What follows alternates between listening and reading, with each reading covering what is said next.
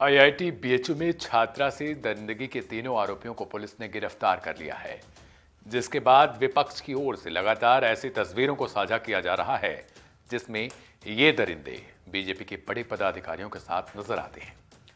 कई फोटोज कांग्रेस ने पीएम और सीएम के साथ भी साझा कर दिए हैं। हालांकि बीजेपी के लोगों की राय इस पर शांत है।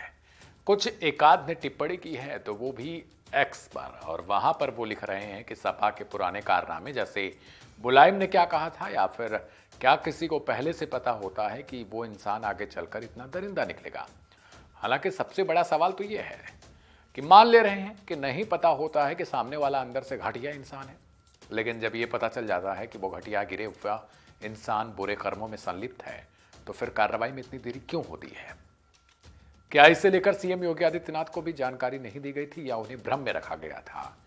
क्या ऊपर से ही जब दबाव बना तब जाके वाराणसी पुलिस ने कार्रवाई की है? बहुत सारे सवाल हैं।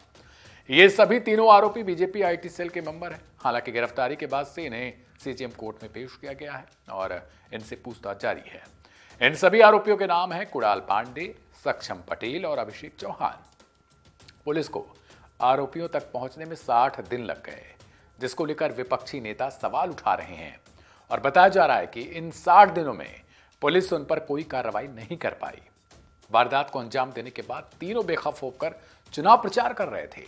आज तक पर छपी एक खबर के मुताबिक उसमें जानकारी दी गई है कि मामला सामने आने के बाद बीजेपी की जिला इकाई ने तीनों के पार्टी से वो तीनों को निष्कासित कर दिया है। रिपोर्ट्स में यह भी दावा किया जा रहा है कि आरोपियों की पहचान वारदात के 7 दिनों के बाद ही हो चुकी थी, लेकिन पुलिस को इन्हें गिरफ्तार करने में तकरीबन 2 महीने का वक्त लग गया। यानी कहीं ना कहीं से दबाव जरूर था इस मामले में।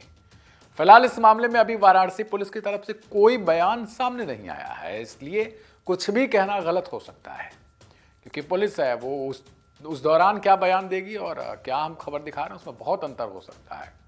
ना ही गिरफ्तारी के बाद कोई प्रेस कॉन्फ्रेंस बुलाई गई है। सूत्रों के मुताबिक वारदात को अंजाम देने के बाद तीनों आरोपी विधानसभा चुनाव प्रचार कर रहे थे।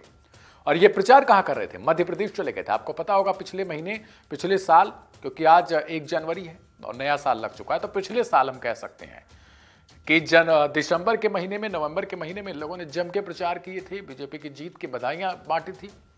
चुनाव खत्म होने के बाद ये यूपी लौट चुके थे, लेकिन आरोपियों का रसूख और पहुंच के कारण पुलिस उन पर सीधा कार्रवाई करने से कतरा रही थी। एक बात और, अगर सूत्रों की माने तो इन सभी को विश्वास था कि इन पर पुलिस कोई कार्रवाई नहीं करेगी, जिसके कारण ये सीना चौड़ा करके चल रहे थे। सवाल आपके लिए भी और इन सभी पार्टियों के लिए भी छोड़कर जाएंगे कि वो दिन दूर नहीं होगा जब पूरे देश के युवा किसी न किसी पार्टी में संलिप्तता पाई जाएगी, वो ज्वाइन कर लेंगे और ऐसे ही कार्यों को अंजाम देते जाएंगे। सोचिए कि किसी भी पार्टी में शामिल होकर ऐसे कार्यों को किस कदर अंजाम देकर लोग सीना चौड़ा करके घूमते हैं। अगर किसी नेता की बेटी होगी तब क्या होगा? क्या पुलिस सीधा कार्रवाई करने से कतराएगी? क्या बीजेपी, सपा, कांग्रेस ये सारे सत्ता में हेर फेर करके आते हैं और इन्हीं के लिए एक दूसरे लोग लड़ते रहते हैं? सवाल सभी पार्टियों के लिए है। वो अलग बात है कि विपक्ष में रहने के बाद खुद को एकदम से साफ बताया जाता है, पाक साफ, और सत्ता में रहने पर कार्रवाई से भागा जाता है।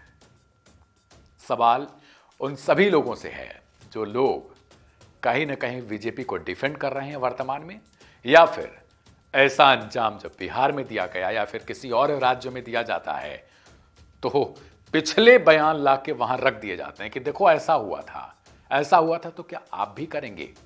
ये सारे सवाल पर गौर करिएगा और अपनों के साथ जरूर शेयर करिएगा। और नववर्ष की आप सभी को बधाई। मैं था आपके साथ दिव्यांशु, और बने रहिएगा वन इंडिया हिंदी के साथ। नमस्कार।